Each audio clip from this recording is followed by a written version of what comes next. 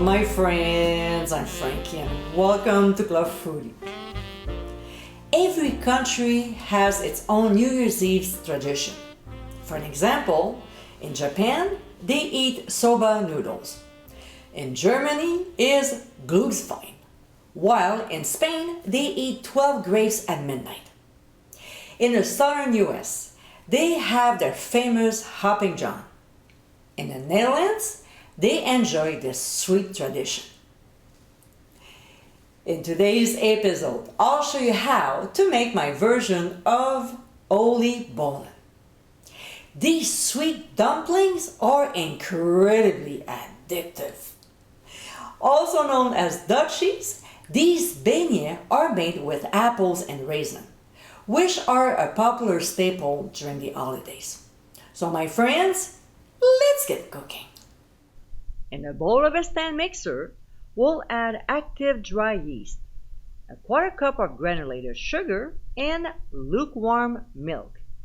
We'll stir the ingredients until well blended and let it sit for 15 minutes.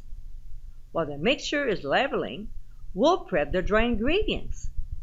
In a mixing bowl, we'll add 2 cups of flour and reserve 1 cup on the side, and add some ground sea salt. We'll whisk the ingredients until combined. Back to the yeast. As we can see, it's alive. So to this, we'll add Grand Marnier, melted butter, and 1 large egg. With the dough hook attachment, we'll process on medium speed until the ingredients are blended, about 2 minutes. Then we'll add our 2 cups of flour and process at first on low speed, and then increase on speed 3. Then adding a tablespoon at a time, we'll start using the reserved flour. I like to keep it separately. If I don't use all the reserved flour, I can put it back in my jar because it's not mixed with other ingredients. So when the dough finally clings around the hook, we'll increase the speed to 4 and knead it for 4 minutes. When time is up, we'll take the dough and pull it under to form a ball. It might be slightly sticky. Then we'll place it in a large bowl, lightly oiled, and swirl it to coat. We'll cover with a clean dish towel and transfer to a draft-free area such as an oven, of course with the heat off. We'll let it rise for 1.5 hours. About 15 minutes before time is up, we'll prep the apple by peeling it and cutting it finely. We'll transfer the apple pieces into a bowl and sprinkle on some freshly squeezed lemon juice to prevent it from browning. With our clean hand, we'll toss them to coat before adding the raisins, and we'll stir until well mixed. So when the rising time is done, our dough should look like this. How beautiful it is! We'll punch down on the dough to deflate it and drop it on a lightly floured work surface. Then we'll stretch it to form a long rectangle and tap down firmly to release any trapped air.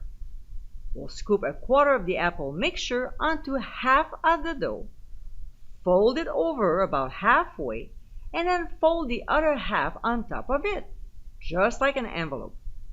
We'll stretch it again and repeat the steps.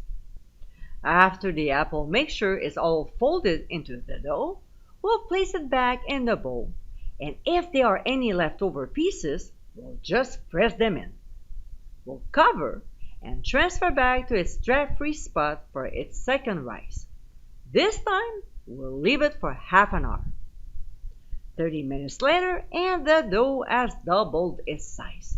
Look at this. Now we'll tear off some dough and form it into a ball about the size of a golf ball.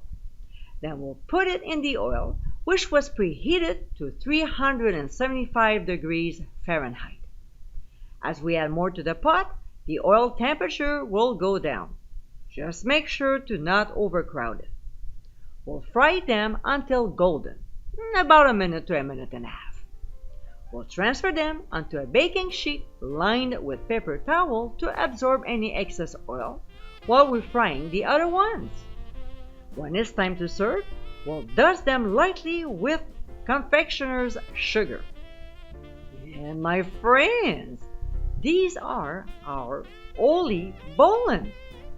Soft, chewy, and delicious, these bite-sized treats are a tasty way to celebrate the end of the year, although they can be enjoyed anytime.